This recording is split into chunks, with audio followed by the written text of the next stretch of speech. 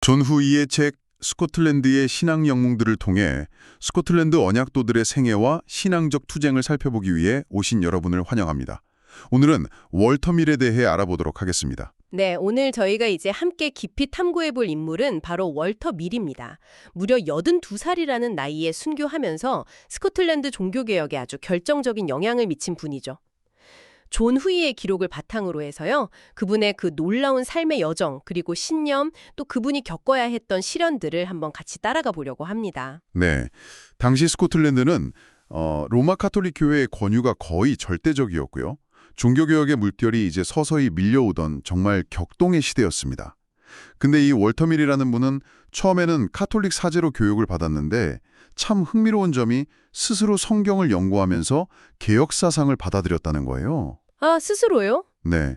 그래서 그분의 삶과 또 순교는 단순히 개인의 이야기를 넘어서서 그 시대의 전환을 아주 상징적으로 보여주는 사건으로 평가받습니다. 특히 그 연세를 생각하면 더욱 그렇죠. 그렇군요. 카톨릭 사제가 스스로 성경 연구를 통해서 개혁 사상을 받아들였다. 이 점이 정말 시작부터 흥미를 끄는데요. 그럼 그분의 초기 생애는 어땠을까요? 어떤 환경에서 자랐고 또 어떻게 사제가 되셨는지 궁금합니다. 월터 밀은 1476년경으로 추정되는데요. 비교적 괜찮은 형편의 가정에서 태어나서 에버딘 대학교에서 교육을 받았습니다. 당시 스코틀랜드 사회 분위기상 카톨릭 신앙은 당연한 것이었고 밀 역시 그 안에서 충실히 교육받아서 사제가 되었죠. 앵거스주 루넌 교구의 사제로 임명되었습니다. 네. 그러니까 여기까지는 당시 기준으로 보면 그냥 평범한 엘리트 성직자의 길을 걷고 있었다. 이렇게 볼 수 있습니다. 그럼 그렇게 평범한 길을 걷던 분이었는데 어떻게 신념이 바뀌게 된 걸까요? 특별한 계기라도 있었나요? 네, 아주 중요한 전환점이 있었습니다. 1538년경인데요. 패트릭 해밀턴이라는 젊은 개혁가가 순교하는 사건이 발생해요. 아, 패트릭 해밀턴. 네, 이 사건이 밀에게는 굉장히 큰 충격을 주었던 것 같습니다. 그래서 이 해밀턴이 목숨까지 걸었던 그 사상이 도대체 뭐냐? 이걸 내가 직접 한번 확인해 봐야겠다. 이렇게 결심하게 된 거죠. 아, 그러니까 다른 개혁가들의 글이나 설교를 접해서가 아니라 그 순교 사건 자체가 직접 탐구를 시작하게 만든 계기가 된 거군요. 네, 맞습니다. 당시 밀에게는 루터나 츠빙글리 같은 그런 주요 개혁가들과 직접 교류할 기회는 거의 없었거든요. 대신에 그는 성경, 그 자체를 아주 깊이 파고들기 시작했습니다. 그리고 바로 이 과정에서 스스로 기존 카톨릭 교리의 여러 문제점들을 발견하게 된 거죠. 네. 예를 들면 미사 집전을 우상 숭배라고 여기게 돼서 중단하게 이르고요. 그리고 자신이 새롭게 깨달은 바를 이제 사람들에게 가르치고 설교하는 데 헌신하게 됩니다. 스스로의 연구를 통해서 얻은 확신이었으니까 더 단호했을 것 같네요. 하지만 당시 분위기에서 그런 행동은 굉장히 위험했을 텐데요. 아, 정확합니다. 그의 행동은 바로 당국의 주목을 받게 되죠. 결국 이단 교리를 철교한다는 이유로 세인트 앤드루스 대주교에게 고발을 당합니다. 당시 대주교는 제임스 비튼이었는데 실질적인 권력은 그의 조카이자 나중에 추기경이 되는 데이비드 비튼에게 있었어요. 아하, 밀은 이미 패트릭 해밀턴 같은 분들의 순교 사례를 봤기 때문에 소환에 응하는 게 어떤 의미인지 너무 잘 알고 있었죠. 그래서 그는 체포와 화형을 피하기 위해서 도피를 선택합니다. 정말 목숨을 건 결정이었겠네요. 그 이단이라는 고발이 당시에는 거의 사형 선고나 마찬가지였을 텐데요. 그렇죠. 당시 개혁 사상을 따른다는 건 단순히 신학적인 입장을 바꾸는 걸 넘어서서 사회 질서 자체에 도전하는 행위로 여겨졌습니다. 따라서 도피는 생존을 위한 선택이기도 했고 동시에 자신의 신념을 계속 전파하기 위한 어쩌면 불가피한 방법이기도 했던 거죠. 여기서 중요한 점은 밀의 신념이 어떤 외부의 압력이나 유행이 아니라 철저히 개인적인 성경 연구와 고뇌의 결과였다는 겁니다. 이것이 그의 이후 행보를 이해하는데 아주 중요한 열쇠가 됩니다. 그럼 도피 생활은 어땠을까요? 스코틀랜드를 떠나서 어디로 가셨고 또 그곳에서의 경험이 그의 신념에 더 영향을 미쳤을까요? 밀은 이제 대륙으로 건너가서 독일에서 얼마간 머물렀습니다. 독일은 당시 종교개혁의 중심지 중 하나였죠. 그곳에서 그는 추빙글리나 웨콜람파디우스 같은 개혁가들의 사상을 접하고 교류하면서 자신의 신학적인 입장을 더욱 확고히 다듬을 기회를 갖게 됩니다. 독일에서도 설교 활동을 계속했고요. 그리고 여기서 아주 중요한 개인적인 결정을 내립니다. 바로 결혼을 한 것이죠. 네, 전직 카톨릭 사제가 결혼을 했다고요? 와, 그건 정말 큰 결단이었겠는데요. 네, 이건 정말 엄청난 결정이었습니다. 당시 카톨릭 교회법은 사제의 독신을 의무화했기 때문에 그의 결혼은 단순히 개인적인 선택을 넘어서 로마 카톨릭과 완전히 결별하겠다, 이걸 선언하는 행위였어요. 아, 그렇군요. 신학적으로도 그렇고 사회적으로도 돌이킬 수 없는 다리를 건넌 셈이죠. 이건 그가 개혁신앙에 얼마나 깊이 헌신하게 되었는지를 보여주는 아주 강력한 증거입니다. 독일에서 비교적 안정적으로 지내면서 신학적인 깊이도 더할 수 있었을 텐데 왜 다시 그 위험한 스코틀랜드로 돌아오기로 결심했을까요? 그게 좀 궁금하네요. 존 후이의 기록을 보면요. 밀의 마음속에는 자신이 깨달은 이 진리, 복음의 기쁨을 고국의 동포들과 나누고 싶다는 아주 강렬한 열망이 있었다고 합니다. 후이는 이렇게 적고 있어요. 하나님이 은혜로우심을 안 사람은 다른 이들이 지식 부족으로 멸망하는 것을 보면서 비겁한 안일에 머무를 수 없다. 아, 이 구절이 그의 심정을 참 잘 보여주는 것 같습니다. 개인적인 안위보다는 동포들의 영적인 상태를 더 중요하게 여겼던 거죠. 정말 감동적인 대목이네요. 그 열망 하나로 죽음의 위험을 무릅쓰고 돌아왔다는 것이. 그럼 귀국 후에는 어떻게 활동하셨나요? 1556년경에 스코틀랜드로 돌아온 그는 처음에는 좀 조용히 은둔하며 지냈습니다. 하지만 그의 열정은 숨길 수가 없었죠. 비밀리에 사람들을 만나서 가르치고 또 당시 사회와 교회의 부패, 악습에 대해서 용감하게 목소리를 높였습니다. 여전히 생명의 위협이 있었지만 그는 멈추지 않았습니다. 여기서 그의 그 불굴의 용기와 신념이 다시 한번 드러나는 거죠. 미리 귀국했을 당시 스코틀랜드의 정치적, 종교적 상황은 좀 어땠나요? 그가 다시 활동하기 시작했을 때 어떤 반응들이 있었는지 궁금합니다. 1559년 무렵 스코틀랜드 상황은 굉장히 복잡했습니다. 당시 대주교였던 존 해밀턴은 점점 커지는 개신교 세력을 어떻게든 억누르려고 했죠. 그래서 개신교를 지지하는 귀족들에게 당신들이 보호하는 설교자들 해고해라, 이렇게 압박을 했는데 귀족들이 이걸 거부하니까 크게 분노한 상태였습니다. 네. 한편 섭정 여왕인 메리드 기즈는 카톨릭 신자였지만 프랑스와의 관계 같은 여러 정치적인 이유 때문에 개혁파에게 완전히 등을 돌리지는 못하고 약간 유화적인 태도를 보이기도 했고요. 아, 그러니까 대주교는 개혁파를 누르고 싶은데 힘 있는 귀족들 때문에 직접적으로 손을 쓰기는 좀 어려운 그런 상황이었군요. 바로 그 점입니다. 해밀턴 대주교는 자기 권위도 세우고 또 귀족들에게 풀지 못한 분노를 풀 대상이 필요했던 거죠. 이때 마침 비밀리에 활동하던 월터 밀이 그의 눈에 딱 띈 겁니다. 밀은 나이가 많았고 또 그를 보호해줄 만한 강력한 귀족 세력도 없었거든요. 그렇죠. 대주교 입장에서는 본보기로 삼기에 아주 적절한 희생양이었던 셈입니다. 아, 결국에는 정치적인 계산과 분노가 작용한 희생양이었을 가능성이 크다. 이런 말씀이시군요. 그래서 체코는 어떻게 이루어졌습니까? 대주교는 미리 파이프주의 다이사트라는 지역에 머물고 있다는 정보를 입수하고 그를 체포하기로 결정합니다. 흥미로운 건 과거 데이비드 비튼 추기경 시절에 시작됐다가 중단됐던 밀에 대한 아주 오래된 재판 절차를 다시 꺼내들었다는 점이에요. 아, 옛날 걸 다시요? 네, 그래서 조지 스트라칸 경과 휴 토리 경이 파견되어서 다이사트에서 밀을 체포합니다. 이때 그의 나이가 82살이었습니다. 82. 정말 노쇠한 분을 상대로 국가 권력이 동원된 거죠. 그는 즉시 세인트 앤드루스로 압송되어서 아주 엄중한 감금 상태에 놓이게 됩니다. 82살의 노인을 체포해서 감금하다니. 그런데 바로 처형하지 않고 다른 시도도 있었다면서요? 회유하려고 했다고요? 네, 맞습니다. 대주교는 밀을 처형하는 것 못지않게 그가 공개적으로 자기 신념을 철회하게 만드는 것이 카톨릭 교회의 권위를 높이는 데 더 효과적일 수도 있겠다, 이렇게 판단했어요. 그래서 처음에는 사제들을 보내서 고문하겠다, 이렇게 위협을 했는데 밀은 전혀 흔들리지 않았습니다. 네. 그러자 이번에는 회유책을 쓴 거죠. 덤펌린 수도원에서 남은 여생을 아주 편안하게 보내게 해주겠다, 이렇게 제안한 겁니다. 고문 협박에도 또 편안한 노후 보장이라는 회유에도 넘어가지 않으셨군요. 정말 강한 신념인데요. 그렇습니다. 밀은 모든 제안을 아주 단호하게 거절했습니다. 그의 입장은 확고했죠. 결국 대주교는 교회법에 따라서 정식 재판을 진행하기로 결정합니다.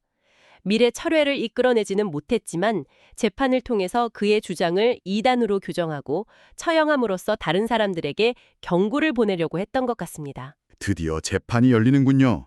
1559년 4월 20일 세인트 앤드루스 대성당에서 열린 재판은 어떤 모습이었나요? 그야말로 고위성직자들의 총출동한 재판이었습니다.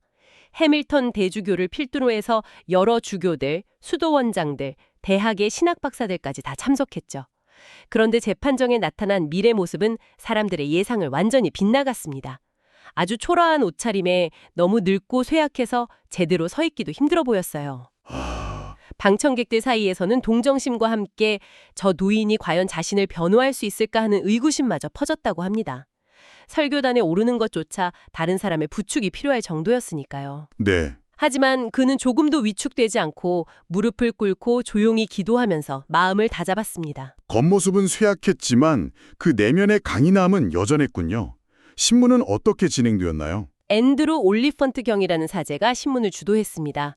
그는 좀 거만하게 밀에게 일어나서 죄목에 답하라고 명령했죠. 그런데 이때 밀은 모두를 깜짝 놀라게 했습니다. 아주 또렷하고 힘있는 목소리로 답변하기 시작한 겁니다. 오, 첫 마디부터 아주 인상적입니다. 나를 월터 경이라고 부르지 마시오. 나는 너무 오랫동안 교황의 기사 중 하나였소. 이제 당신 좋을 대로 말하시오. 와, 그의 답변은 이후에도 짧고 명료했고 조금의 망설임도 없었습니다. 와, 정말 대단한 기백인데요. 구체적으로 어떤 질문과 답변이 오갔는지 궁금합니다. 폭스의 기록에 자세히 나와 있다면서요? 네, 몇 가지 중요한 문답을 좀 살펴보겠습니다. 먼저 사제의 결혼에 대한 질문이 나왔습니다. 올리펀트가 사제의 결혼을 옹호하는가? 이렇게 묻자 밀은 이렇게 답했습니다. 나는 그것이 축복받은 결속이라 생각하오. 그리스도께서 친히 그것을 지지하시고 승인하셨으며 모든 사람에게 자유롭게 하셨소. 하지만 당신들은 그것이 당신들에게 자유롭지 않다고 생각하고 혐오하면서 다른 사람의 아내와 딸들을 탐하고 있어. 당신들은 순결을 서약하고 그것을 깨트려 사도 바울은 불타는 것보다 결혼하는 것을 택하라고 했는데 나도 그렇게 했어.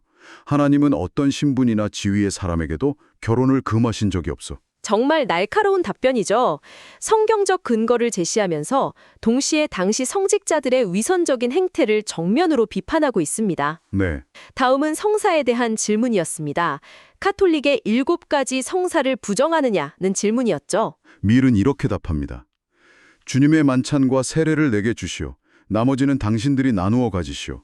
만약 7가지가 있다면 왜 당신들은 그중 하나인 결혼을 빼놓고 추악하고 불경건한 음행에 빠져 있어? 이번에도 핵심을 찌르면서 위선을 고발하는 방식입니다. 미사, 즉 카톨릭의 제단의 성사에 대한 질문도 이어졌습니다. 올리펀트가 미사가 잘못되었고 우상숭배라고 말하는가? 라고 아주 공격적으로 묻자 밀은 아주 흥미로운 비유를 들어 답합니다. 어떤 영주가 만찬에 많은 사람을 초대하고는 식사 준비가 되자 종을 울려 사람들이 모였는데 정작 그 영주는 사람들에게 등을 돌리고 혼자 다 먹어버리는 것과 같소. 당신들이 바로 그렇소. 미사는 잘못되었소. 그리스도께서는 사람의 죄를 위해 십자가에서 단번에 드려졌고 다시 드려지지 않을 것이요. 그때 모든 제사를 끝내셨기 때문이요. 라틴어로 진행되어서 평신도들은 이해할 수도 없고 참여할 수도 없었던 당시 미사의 그 팽유성을 아주 적절하게 비판한 비유입니다. 이 외에도 그리스도의 몸과 피에 대한 교리, 주교의 직무, 순례 등에 대한 질문이 이어졌고 밀은 그때마다 성경에 근거해서 자신의 입장을 명확하고 단호하게 밝혔습니다. 예를 들어 주교의 직무에 대해서는 당신들이 주교라 부르는 이들은 바울이 디모데에게 명한 주교의 일을 하지 않고 자신의 감각적 쾌락을 따르며 양떼를 돌보지 않소 이렇게 비판했죠. 듣고 보니 밀의 답변은 단순히 교리 논쟁을 넘어서 당시 교회의 부패와 도덕적 해이를 정말 정면으로 겨냥하고 있네요. 그런데 신문자들의 반응은 어땠나요? 밀의 주장에 대해서 신학적으로 반박하려는 시도는 없었나요? 바로 그 점이 이 재판의 특징 중 하나입니다. 올리펀트를 비롯한 신문자들은 밀의 주장에 대해 구체적인 신학적 논박을 시도하거나 오류를 지적하려고 하지 않았습니다. 아, 그래요? 네, 그저 준비된 질문을 던지고 미래 답변을 기록하는 데 그쳤죠. 이것은 당시 카톨릭 교회가 어떤 논리적인 설득보다는 권위와 힘으로 상대를 억누르려 했던 태도를 아주 단적으로 보여줍니다.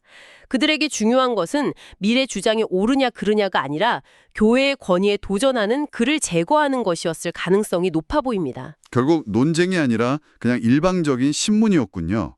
마지막으로 철회할 기회가 주어졌을 때 밀은 어떻게 반응했나요? 올리펀트가 그릇된 견해를 철회하지 않으면 유죄를 선고하겠다고 최후 통첩을 하자 밀은 조금도 흔들림 없이 이렇게 답했습니다. 나는 내 생명 때문에 고소당했소. 그러므로 그리스도께서 유다에게 말씀하신 것처럼 네가 하는 일을 속히 하라. 나는 진리를 철회하지 않을 것임을 당신들은 알게 될 것이요.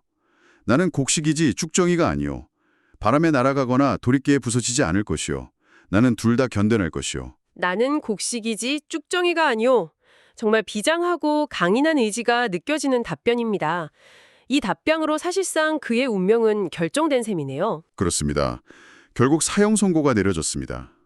하지만 재판 과정 전체를 지켜본 사람들의 마음은 오히려 밀에게 기울었습니다. 그의 용기와 경건함, 그리고 그 연로하고 쇠약한 모습에 대한 동정심이 세인트 앤드루스 시민들 전체로 퍼져나갔습니다. 시민들의 반응이 그렇게 뜨거웠나요? 그럼 사형 집행에는 어려움이 없었나요? 엄청난 어려움이 있었습니다. 대주교는 밀에게 사형을 선고할 세속 판사를 찾지 못했어요. 당시 세인트 앤드루스의 행정관이자 시장이었던 패트릭 리어먼트는 책임을 지기 싫어서 도시를 떠나버렸고 심지어 대주교의 직속 부하의 시종조차 사형 선고를 거부했습니다. 와, 도시 전체가 밀의 편에 서서 그의 부당한 선고에 분노했던 거죠. 와. 도시 전체가 사형 집행을 거부할 정도였다니 이건 정말 대단하네요. 그럼 화형은 어떻게 집행이 된 건가요? 시민들의 반감이 너무 커서요. 주교의 하인들이 돈을 주고도 밀을 화형대에 묶을 밧줄이나 불을 붙일 타르통조차 구할 수 없었다고 합니다. 네. 길북 대주교는 자신의 천막을 고정하는 밧줄을 잘라서 사용해야만 했고요. 그리고 세속 판사를 구하지 못하자 자신의 하인 중 한 명인 알렉산더 소모빌이라는 인물을 뇌물로 매수해서 임시 세속 판사 역할을 맡겼습니다. 이건 명백한 불법적인 조치였죠. 아, 불법적으로요? 네, 이렇게 온갖 편법과 불법을 동원해서 선고 당일 밀은 화형장으로 끌려가 순교의 길을 걷게 됩니다. 정말 비극적이고 불의한 과정이었네요. 대주교는 이 처형을 통해서 개혁 세력을 위축시키려고 했겠지만 그 결과는 어땠습니까? 해밀턴 대주교의 의도는 완전히 빗나갔습니다. 밀의 순교는 사람들에게 두려움이 아니라 오히려 엄청난 분노와 저항 의지를 불러일으켰습니다. 순교 역사가 존 폭스는 이 사건에 대해서 이렇게 기록했습니다. 그의 죄로부터 스코틀랜드에 그의 종교와 견해를 가진 수천 명이 솟아났다. 그들은 잔인하고 무지한 주교, 수도원장, 수도사, 탁발승들의 폭정에 더 이상 짓밟히기보다는 차라리 죽음을 택했다. 의도와 완전히 정반대의 결과가 나타난 거군요. 오히려 개혁의 불길을 더 지폈다는 거네요. 정확합니다. 월터 밀의 순교는 스코틀랜드 종교개혁 운동, 특히 스코틀랜드 신앙 공동체 The Congregation of Scotland가 더욱 조직적이고 강력하게 일어나서 프랑스 세력과 교황주의에 맞서 싸우는 결정적인 계기가 되었습니다. 한 노인의 죽음이 역사의 물줄기를 바꾼 것입니다. 대주교의 계획은 처참하게 실패했고 오히려 자신의 권력 기반을 약화시키고 종교개혁의 성공을 앞당기는 결과를 낳고 만 거죠. 이게 바로 역사의 아이러니라고 할 수 있겠네요. 우리는 존 후이의 기록을 통해 82살의 나이에도 자신의 신념을 굽히지 않고 순교의 길을 걸어간 월터 밀의 삶을 깊이 있게 살펴보았습니다. 카톨릭 사제로 시작해서 스스로 성경을 연구하며 개혁신앙을 받아들이고 망명과 귀국, 그리고 불의한 재판과 순교에 이르기까지 그의 여정은 시대를 초월해서 우리에게 깊은 울림을 줍니다. 그의 죽음은 끝이 아니라 스코틀랜드 종교개혁의 새로운 시작을 알리는 불씨가 되었죠. 청취자 여러분께서는 월터 밀의 이야기에서 어떤 부분이 가장 마음에 와닿으셨나요? 네, 월터 밀의 이야기는 참 여러 가지 성찰할 지점을 던져주는 것 같습니다. 노년에 이르러서도 신념을 지키는 힘이 얼마나 위대할 수 있는지, 그리고 때로는 한 개인의 용기 있는 저항이 예상치 못한 거대한 사회적 변화를 촉발할 수 있다는 사실을 아주 생생하게 보여줍니다. 억압하려던 세력의 의도가 오히려 정반대의 결과를 낳았다는 점도 참 시사하는 바가 크죠. 마지막으로 청취자 여러분께 이런 질문을 남기고 싶습니다. 월터 밀과 같은 이런 역사적 인물들의 삶과 선택을 아는 것이 오늘날 우리가 각자의 자리에서 신념을 지키고 또 부조리에 저항하며 더 나은 사회를 만들어가는데 어떤 의미와 영감을 줄 수 있을까요? 한 번쯤 깊이 생각해 볼 문제가 아닌가 싶습니다.